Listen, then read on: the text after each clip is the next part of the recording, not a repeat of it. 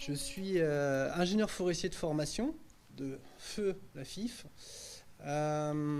et également par un parcours de vie. J'ai travaillé pendant plus de 15 ans aux Amis de la Terre, qui est une association de protection de l'environnement. J'ai fait aussi un crochet par la formation au sein du Mouvement pour une alternative non violente, donc qui est une très très ancienne association qui milite et qui forme des gens pour à la fois résoudre des conflits, réguler les conflits dans la vie, et puis aussi utiliser la non-violence comme une force de transformation de la société. Et c'est un peu de ça dont je voulais discuter avec vous aujourd'hui, puisque très gentiment, et je voulais vous en remercier, vous nous proposez de venir discuter avec vous. Et c'est une très belle opportunité, donc je vais essayer d'être synthétique parce que ce qui nous intéresse avant tout, ça va être d'échanger. Voilà. Là, et puis après, je l'espère, à la pause café, au repas, enfin, on restera là ce soir. Et voilà. Donc déjà, ce que je voulais dire, c'est que ce que j'ai entendu était très rafraîchissant. Enfin, ça fait vraiment plaisir, d'entendre tous ces intervenants, ces intervenantes, cette envie d'être challengé. C'est suffisamment rare dans le milieu forestier pour pouvoir être souligné. Alors, je voulais ouvrir un petit peu sur cette question du conflit. Le conflit, si on regarde étymologiquement d'où ça vient du latin comme fligere. Fligere, c'est heurter, c'est se frotter. Okay, et comme, c'est ensemble. C'est-à-dire que le conflit, c'est aussi une relation, une façon d'interagir et de rentrer en interaction avec l'autre. Et le conflit, comme je vais essayer de vous l'expliquer, en tout cas dans mon intervention, moi je pense qu'il est vital. Ça a été dit à plusieurs reprises, j'ai entendu le mot, le conflit c'est la vie, le conflit il aide à faire émerger des zones de friction, il aide à clarifier aussi des désaccords qui sont féconds. Et il aide aussi parfois à dépasser des controverses ou des oppositions qui en fait n'en sont pas, ce sont que des oppositions de façade. Le conflit, il ne faut pas le confondre avec la violence. C'est très important. Je l'ai posé en me présentant. Moi, je suis un fervent, non seulement militant, mais aussi, au-delà, formateur en non-violence. Je pense que la non-violence, en fait, c'est une force de transformation de la société qui, sans apporter de jugement moral par rapport à des gens qui peuvent être violents, pour moi, elle est surtout plus efficace. Plus efficace parce qu'elle permet toujours de préserver le lien avec l'autre, de nourrir ce lien. Et quand on a des actions et des stratégies non violentes, on mise toujours sur le principe de faire appel à l'intelligence de l'autre et d'essayer de le faire changer. De le faire changer, d'arriver à une nouvelle situation où en fait qui sera plus intéressante, plus solide que par la violence. La violence, c'est l'humiliation. La violence, en fait, engendre la violence. La non-violence permet de clarifier encore une fois des débats, de les faire avancer, de faire progresser ensemble. Quand on a, après une campagne non-violente, on va atteindre un rapport de force qui aura changé dans la société. Ça fera des effets de cliquet qui seront irréversibles. Je vais l'illustrer un petit peu avec les exemples, quelques exemples de campagne que je citerai dans ma prise de parole.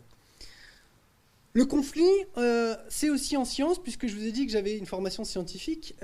Pour moi, c'est assez proche de la notion de controverse. J'aime passionnément la controverse. On manque de controverse. Au Moyen-Âge, on savait faire des débats enflammés de controverses. Aujourd'hui, ça manque. Ça manque effectivement qu'on puisse échanger, contre-argumenter, et ça manque cruellement, je pense, au sein de la filière forêt-bois. Gaëtan l'expliquera, mais ça a été un choix très clair dès le début de la création de Canopée.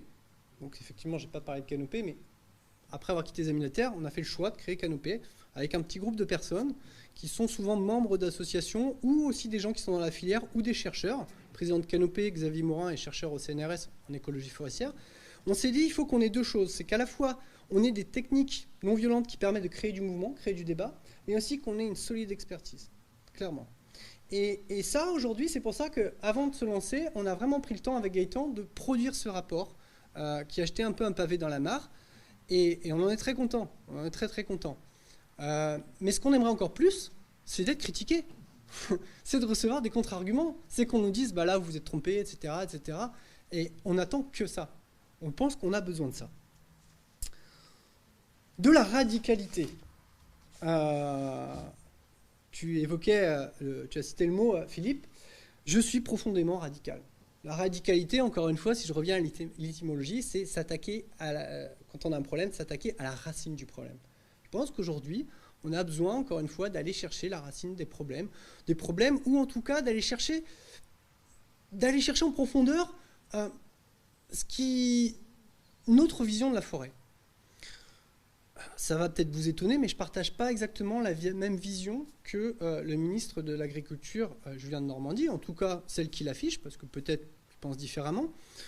Moi, je pense que la forêt, je ne la caractériserai pas par ce mot-là, comme il le dit. La forêt, c'est pas que ça se cultive. La forêt, c'est différent de l'agriculture. Un champ, si vous ne le cultivez pas, si vous ne ressemez pas après une récolte, il ne se régénère pas. Voilà. Il y a autre chose qui va arriver. Une forêt, elle a cette caractéristique-là, c'est qu'elle peut très bien vivre sans l'homme. Elle peut très bien se renouveler sans l'homme. Et ça, c'est ce qui fait fondamentalement, je pense, la différence entre la forêt et l'agriculture. La forêt est un écosystème. Je me parle de radicalité, ma radicalité, elle est là. La forêt, c'est un écosystème. Voilà. À partir de là, effectivement, si je pose ça, je vais peut-être créer du conflit avec des gens qui pensent effectivement que la forêt n'est pas un écosystème ou qui me parlent de monoculture, de pins maritimes, suivez mon regard. Peut-être que ça, effectivement, on va avoir une controverse. Est-ce une forêt? Est-ce qu'une monoculture de pins maritimes est une forêt? Bon, on peut en discuter. Ça ne veut pas dire, d'avoir cette controverse, qu'il ne faut pas de monoculture de pins maritimes dans certains endroits. Mais posons la controverse, essayons de regarder. La controverse, on peut la trouver sur plein de sujets, aujourd'hui, dont on a besoin de débattre. J'en ai listé quelques-uns. Le carbone, évidemment. En me replongeant dans le débat sur la forêt en créant Canopée, eh bien, j'ai été frappé par la faiblesse scientifique des arguments sur le carbone. Sur le nombre de contre-vérités qui sont enfilées depuis des années dans les rapports sénatoriaux, dans les rapports de l'Assemblée nationale, où on nous explique que les jeunes forêts stockent bien davantage de carbone que les vieilles forêts. Enfin, je suis désolé, je vais être très court, mais enfin, il y a une confusion entre la notion de flux et de stock, je pense que Gaëtan reviendra dessus, qui est une notion de collège, quoi. Si on ne parle pas clairement, on ne distingue pas le flux et le stock, on ne se comprendra jamais. On se comprendra clairement jamais. Voilà. Donc c'est ça aussi la controverse, c'est de clarifier le point de désaccord, d'aller chercher de quoi on parle. De la même façon, la forêt, et on arrive sur un des thèmes qui me tient beaucoup à cœur, la question de la biomasse, de la bioéconomie, comme ça a été évoqué. La forêt, on peut l'exploiter, même si c'est un écosystème, on peut sortir du bois. Le bois est une ressource renouvelable. Mais renouvelable ne veut pas dire illimité. Aujourd'hui, si on regarde ce qu'il y a dans les plans sur la bioéconomie, je suis frappé de constater que l'on veut faire remplir à la forêt un rôle qui n'est pas le sien. On veut, pour simplifier, mais je pense que c'est plutôt juste, passer d'une société qui est basée sur la surconsommation d'énergie fossile à une société qui est toujours basée sur une surconsommation d'énergie, cette fois-ci notamment de bioénergie. Ça ne peut pas marcher. Je parle de l'énergie, mais on veut maintenant... alors il y a une controverse sur les biocarburants de première génération, on parle de biocarburants avancés. On va faire des biocarburants à base de bois. On va faire des bioplastiques à base de bois. On va faire voler les avions probablement avec du bois. C'est ce qui se discute en ce moment à l'Assemblée nationale. Non. En fait, il y a un moment, il y a besoin d'arbitrage. Il y a besoin de poser les choses et de se dire quel est effectivement le gisement de bois que l'on peut utiliser et qu'on arrive à des choix de société. Et c'est ce que pose le rapport qu'on me propose et que Gaëtan va expliquer. Moi, je pense qu'on a besoin de débattre. Le gisement de bois d'industrie et de bois énergie, c'est le même. Donc, qu'est-ce qu'on en fait? Est-ce qu'on en fait du papier? Est-ce qu'on du prospectus, de l'emballage? Est-ce qu'on en fait des panneaux d'OSB dont on a besoin pour la construction? Est-ce qu'on en fait du bois énergie? Pour où? Pour des chaufferies locales, performantes? Pour reconvertir la centrale de Gardanne ou celle de Cordemais comme on veut faire à Nantes? Enfin, tout ça, il faut clarifier et arriver à la notion d'arbitrage. La biodiversité, évidemment. Alors, on aime bien toujours parler de biodiversité. Moi, je me souviens d'une élue au Conseil régional Île-de-France qui me disait à chaque fois qu'on aborde la biodiversité, ça, tout le monde est d'accord. Hein. C'est le moment un peu sympa dans les réunions. Mais en fait, personne ne fait rien. Enfin, à un moment, moi, je suis effaré par ce qu'il y a dans la SNBC. Gaëtan va revenir dessus. Enfin, on parle d'une augmentation de la récolte de bois de plus de 70%. Et quand, à chaque fois qu'on en parle, et je serais curieux d'en parler avec vous, on dit « Oh, mais non, vous inquiétez pas, c'est irréaliste, on va jamais le faire. » Waouh, c'est irréaliste, mais c'est écrit dedans. Et donc la modélisation que Gaëtan va vous proposer, elle montre simplement que si on sort ces volumes de bois, bah, il faudra nous expliquer ce qui reste comme bois mort dans les forêts. Et on sait bien que la question du bois mort est quand même très fortement liée à celle de la biodiversité, quoi. Donc, ça aussi, c'est de la controverse. Allons chercher, est-ce bien compatible tout ça? Autre controverse, bien sûr, celle de bien commun. Celle-ci, c'est ma préférée en ce moment. Alors, la forêt privée, effectivement, je suis un des premiers à penser qu'il faut expliquer, il faut débattre, expliquer à nos concitoyens que la forêt, bien souvent, elle appartient à un propriétaire. Mais ce n'est pas pour autant que la forêt privée ne peut pas faire l'objet d'un débat de société. Et je trouve que c'est particulièrement frappant aujourd'hui quand des propriétaires privés demandent au pouvoir public de les aider massivement dans un plan de reboisement. Alors là c'est un bien commun. Par contre, qu'on veuille s'intéresser du coup à ce qui va être fait de cet argent, des conditionnalités simplement d'avoir un droit de débat. Ah non, ça, la forêt, non, c'est pas un bien commun. Autre controverse, et c'est là où ça m'intéresse aussi d'aller gratter, d'aller frotter. Ça a été évoqué, la forêt sous cloche. Quand on a décidé de porter le fer un petit peu, porter le fer au sens justement de campagne, de créer du mouvement sur cette question des coupes rases, qui est pour nous assez féconde. Gaëtan reviendra aussi sur toute la nuance qu'on amène. Quand est-ce qu'on fait des coupes rases, quand est-ce qu'on n'en fait pas, il y a besoin d'en débattre. Mais cette question des coupes rases, elle est féconde parce que elle va nous amener à poser un certain nombre de questions, de visions de la forêt.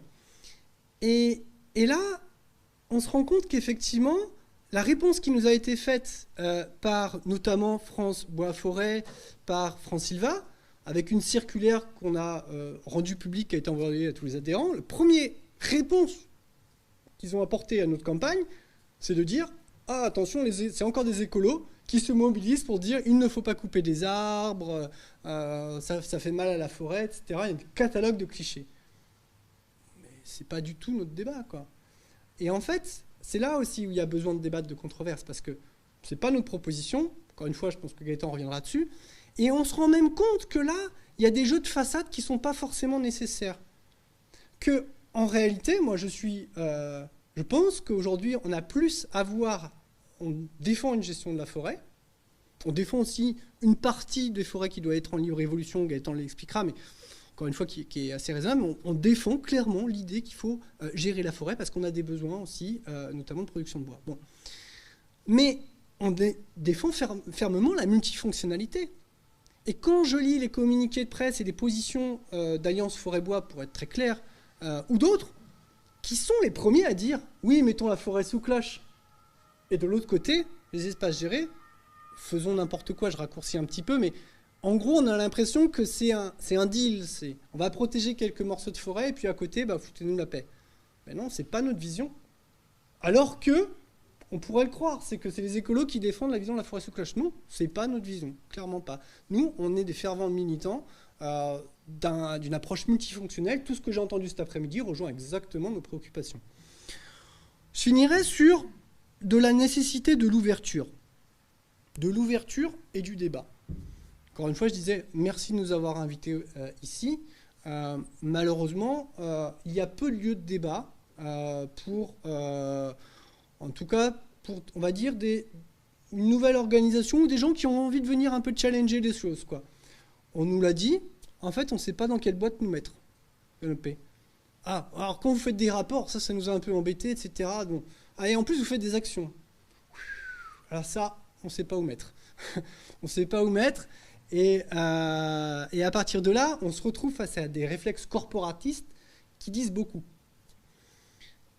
Tu parlais de la viande. On parlait de la viande. Moi, je trouve le sujet passionnant.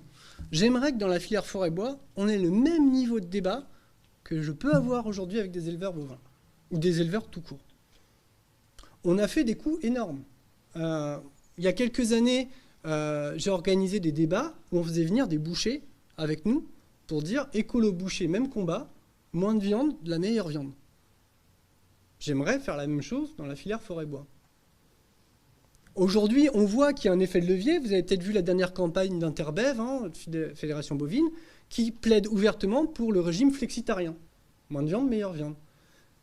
Allez, ce qui bouge, ce qui est intéressant, c'est que la filière commence à comprendre qu'il n'y a pas une filière, qu'il y a des filières. Que clairement, les intérêts des éleveurs industriels qui ont des pratiques qui sont plus en phase avec la société sur le bien-être animal et qui sont dénoncés par L214, n'ont peut-être rien à voir avec des agriculteurs qui font de l'élevage bovin de race à viande. Et L214, je prends cet exemple-là parce que moi, il me marque beaucoup. Ils sont d'une intelligence extrême. Une intelligence extrême. Clairement, éthiquement, ils sont contre le fait de manger des animaux. Mais ils nous proposent des campagnes et ils rassemblent des gens complètement différents sur l'idée de dire déjà mettons fin à des pratiques qui sont plus en phase avec la société. Voilà, surconcentration pour les poussins, etc. Ils militent pour le manger moins de viande, manger de la meilleure viande sur des campagnes. C'est vachement intelligent. On a besoin dans la filière forêt-bois, à mon sens, de cette agilité-là. Sur l'huile de palme, je vais vous donner un autre exemple. Ça a été un de mes grands combats, et il n'est pas encore fini, mais on l'a bien fait. On a fait changer la loi. Au départ, personne n'y croyait, mais on a réussi à exclure l'huile de palme de la liste des biocarburants. Ça a été un combat titanesque contre Total et contre le gouvernement qui soutenait Total. On leur a fait perdre beaucoup d'argent, 100 millions d'euros par an, pour quelque chose qui relève du bon sens. Comment on a gagné cette campagne ? Le secret, il est dans le titre d'un journal qui s'appelle La Croix, qui a titré il y a quelques mois « Total seul contre tous ». Total seul contre tous parce que derrière, on a travaillé avec la FNSEA. J'ai écrit personnellement une tribune avec le directeur France de Nestlé pour dire on n'est peut-être pas d'accord sur tout sur l'huile de palme, notamment alimentaire. Mais sur l'huile de palme dans les biocarburants, il est certain qu'on ne pourra pas régler la question de la déforestation de l'huile de palme alimentaire si de l'autre côté, on utilise massivement de l'huile de palme pour des usages énergétiques. Ça change tout. Quand à l'Assemblée nationale, vous allez expliquer que vous avez une position commune avec Danone, avec des agriculteurs qui aussi sont mis en concurrence par ce système, etc., vous faites bouger les lignes. Ça ne veut pas dire que je suis d'accord avec tout avec Total, avec Danone, mais ça veut dire que les choses peuvent changer. Ça a provoqué beaucoup de colère chez Total, cette histoire-là. Beaucoup de colère. Le PDG de Total a appelé le PDG de Danone en lui disant « plus jamais tu fais ça ». Message qu'on a fait suivre. Malheureusement, j'ai jamais eu la chance de rencontrer M. Pouyanné, PDG de Total, mais je dirais la même chose. J'ai dit mais si demain, vous voulez qu'on signe une tribune commune pour dénoncer telle ou telle pratique de Danone, on sera le premier à le faire. C'est cette agilité-là qui est hyper importante. Nous, on est l'ennemi de personne, on est l'adversaire de personne. On bataille pour des idées, pour des combats, et tactiquement, en fait, il y a des intérêts communs qui peuvent évoluer, changer, etc. Et cette agilité-là, je pense qu'on en a crucialement besoin dans la forêt.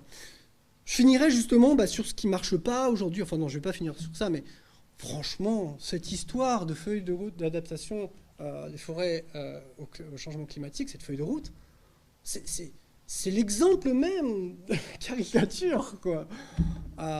Déjà, merci à Philippe, mais au moment où on a sorti le rapport, on a naïvement demandé de pouvoir le présenter à ce groupe de travail. On nous a fait clairement comprendre, vous ne faites pas partie du comité scientifique forêt ou je ne sais pas quoi. Bon, ok, pas le droit de regard. Vous discutez d'une feuille de route qui va concerner tout le monde. Voilà. Ah, bon, ok, donc il faut faire partie d'un comité Théodule pour pouvoir débattre, alors que notre contribution, elle aurait pu être intéressante. On n'a pas eu accès. Soit, on a compris quand même que les travaux s'étaient très bien déroulés sans nous, ce qui prouve qu'on n'est pas indispensable, qu'il y a une feuille de route qui était intéressante. Cette feuille de route, elle est bloquée. Bloquée. Philippe, tu diras ce que tu voudras dire, mais en tout cas, elle est bloquée, elle est retardée. C'est un sketch. C'est un sketch. De l'autre côté, pendant l'été, le gouvernement débloque 150 millions d'euros pour un plan de reboisement sans aucune conditionnalité. Mais comment vous ne voulez pas créer j'allais dire du conflit, mais oui, là, c'est du conflit fort. C'est vraiment... On s'écrase sur le débat, on s'écrase sur les autres, quoi. Ça ne peut pas marcher quelque chose comme ça. Ça, c'est vraiment assez caricatural. Et aujourd'hui, j'espère vraiment que dans les semaines, on va réussir à débloquer ça, quoi. Ça n'est pas possible que ce plan soit discuté sans un nouveau contrat social, mis en place sans un nouveau contrat social autour des forêts. Bon. Je finis avec mon action carte postale qui fait bien rigoler Philippe. On a beaucoup travaillé dans le Morvan. Monsieur Barthaud est parti? Oui. Ouais, Oui. bon, dommage. Oui, je suis d'accord avec lui. Les choses ont guère changé depuis 20 ans dans le Morvan. Mais ça devrait nous questionner quand même, quoi.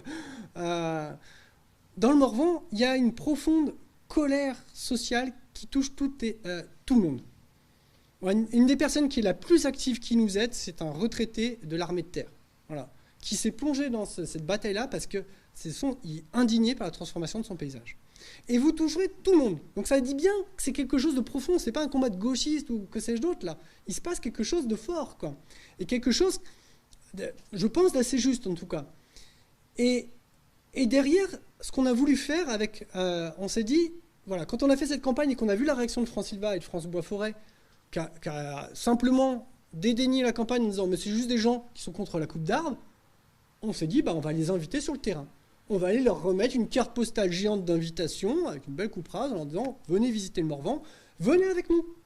Moi je crois vraiment à ça. Je pense que c'est en allant sur le terrain avec eux qu'on va pouvoir se comprendre, confronter. Et ça sera fécond parce que je pense vraiment que même au sein de France Silva, même ces jeunes, tout le monde peut changer. Et il y a des pratiques, et c'est ça, je pense, le challenge de la filière bois. Il y a des pratiques aujourd'hui qui sont hautement contestables, plus en phase avec la société. C'est ce que disait M. Barthaud tout à l'heure. La question des coupes rases, elle aurait pu être réglée il y a plus de 20 ans. Elle ne l'a pas été. En fait, on ne peut pas enfouir un sujet. À un moment, il ressort. Et en ce moment, il est en train de ressortir. Voilà. Donc, je voulais finir un peu sur cette note-là. Moi, je pense qu'il faut vraiment aller chercher justement l'ouverture, sortir de sa zone de confort, aller créer ce type d'alliances tactiques qui peuvent être publiques, non publiques, peu importe. Mais il faut arriver à le faire. Et là, l'exercice qu'on a, le challenge qu'on a, c'est vraiment cette question du plan de reboisement. J'espère vraiment qu'on arrivera à faire en sorte que ce plan ne sortira pas sans aucune condition et qui ne poussera pas un modèle qui, je le pense, et j'aimerais en discuter avec vous, n'est peut-être pas le vôtre. Moi, je pense que votre métier, en tout cas, ce que j'en comprends et les gens que je connais, c'est de mettre de l'intelligence. Ce n'est pas forcément le même métier que de vendre absolument des travaux forestiers.